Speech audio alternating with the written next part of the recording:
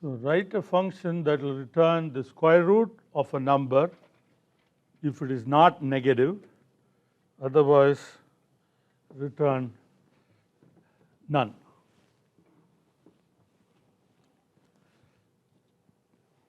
Okay. So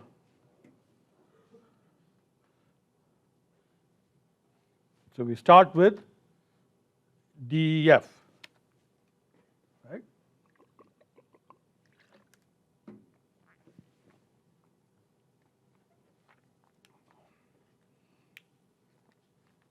Okay, then give a name. Okay, that's a user-defined function, so you give a name that you want. Okay. So I don't know, SQ, say SQ root. Okay. And then I need to get something into the function. Right? I need a value to come into the function. Okay, so let's say V. Again, that is user defined. You can make up a name yourself, and then you have a colon. Okay. Now press enter. Now we have to do the code. So the code is that we have to first test, because negative numbers do not have a real square root.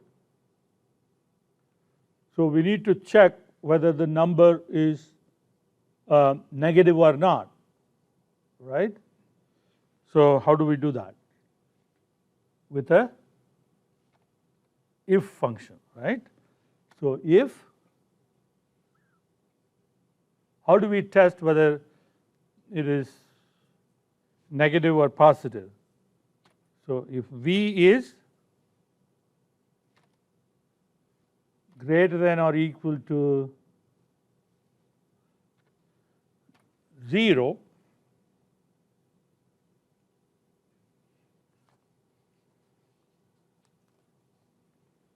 right? So that's the condition.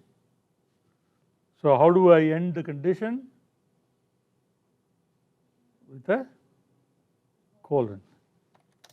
Okay, so now this one has a real square root. Okay, so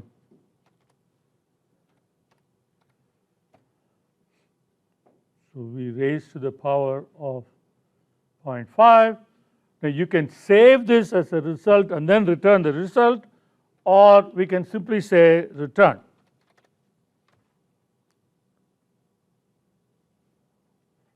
Okay.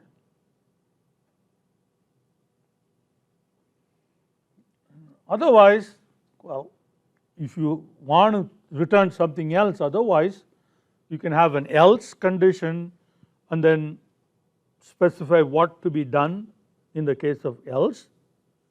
Or here we don't want to return anything, so otherwise return none. So that means you don't have to return anything, you don't have to say anything. So none need not be returned. If you just leave it, then none is automatically returned. Okay. So run this cell, and now we have SQ root available to us, and we can use it anywhere we want. Okay, here it says test with these three numbers.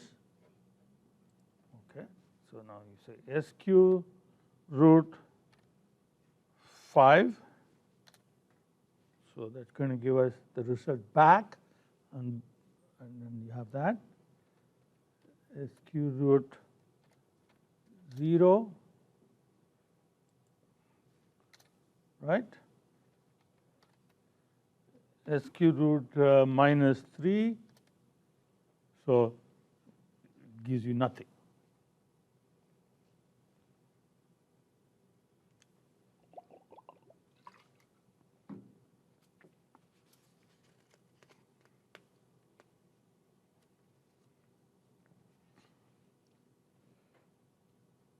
Is that good? Everybody okay? Function? Okay. All right, now use the map function with the function from, well, it should be 19 here. I got the numbers mixed up somewhere. All right. And find the square root of the sequence of numbers. So this is where it's very useful. Suppose you have a data set and you have a data that you want to transform in a particular way that is not one of the built-in functions way. Then you write a function and then you can use the map function to apply it to an entire column. So here we say SQ1, well, that's just a name that I'm giving.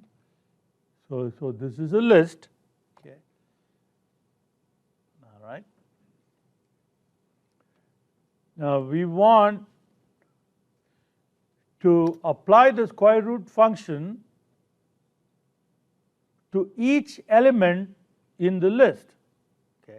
If it is just one number, we can always do square root of 0. Okay. But we want to loop through the list object.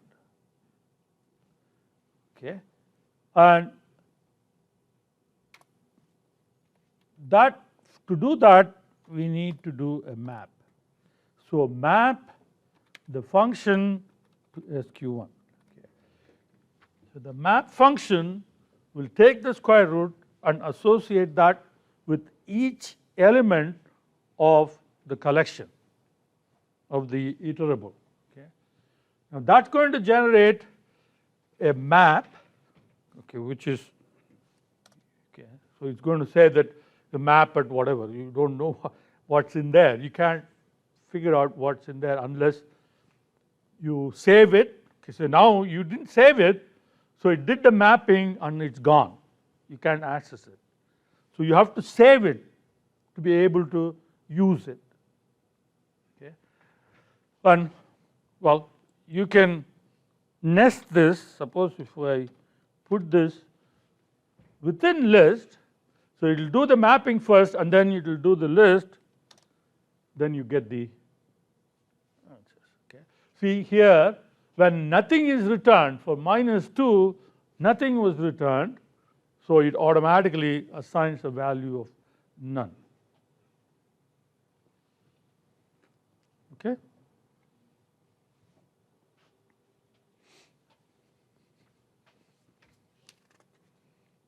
All right.